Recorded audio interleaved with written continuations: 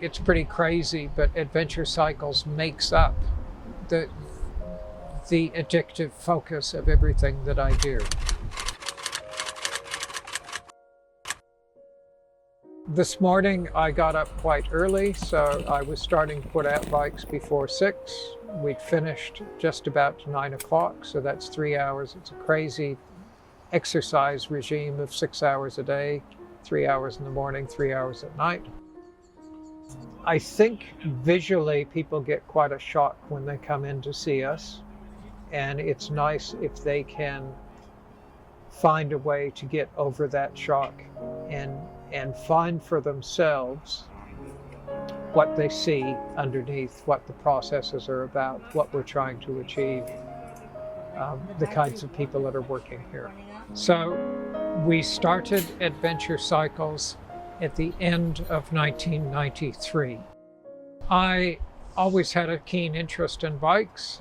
I really like the ecological benefit that bicycles can provide for the planet. And I'd like to see the business helping as many young people as possible to get them really work-ready, upskilled, competent, and confident with what their abilities are.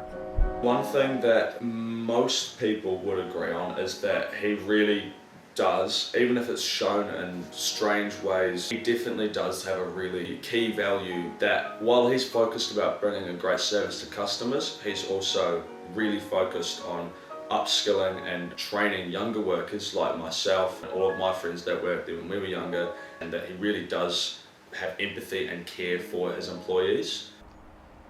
I always find there are hidden talents with everybody that comes into the shop. And a lot of my buzz, my reward, my enthusiasm comes from seeing people that you don't expect to be able to do anything at all excel in doing the work that they do on the bicycles.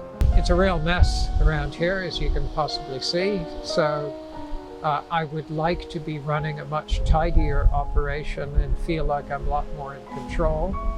But we're keeping things in balance reasonably well.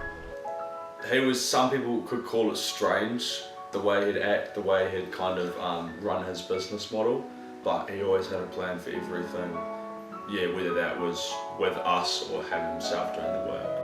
We're often starting from scratch with the concept of what's a workplace, what am I expected to do, can I come in whenever I want, should I be regular? So there's an empirical learning process that all of the workers have to go through to figure out what the bike shop is about and what a workplace is and how one is supposed to behave. To me, he's not just my boss, he's my mentor. As when I first came to New Zealand, I didn't have a job, I didn't know much about the New Zealand culture. But I discovered my passion for bicycles, especially mountain biking. As soon as I started working for him, he taught me the way New Zealand operates. I was only a 14-year-old little Chinese boy. But what he has done for me, right, is what he aspires to do for the entire society. He want to teach young kids how to work as a mature adult from a very young age. Adventure Cycle has taught me how to learn in a workplace, how to be sociable in a workplace, and how to survive in the real world. The reality is it's not as tidy as what we would like. It is very heartening when customers come in and say, Bruce, I love what you're doing here. They look pretty ugly, they look like they won't function. People can't cash them up to the fence for their next drug fix. I found in the past where we were doing a lot of work with selling brand new bikes, it didn't give me the same kind of buzz. I didn't get the recovery, the training, the thrill for the staff who started with something that didn't work and finished with something that worked beautifully.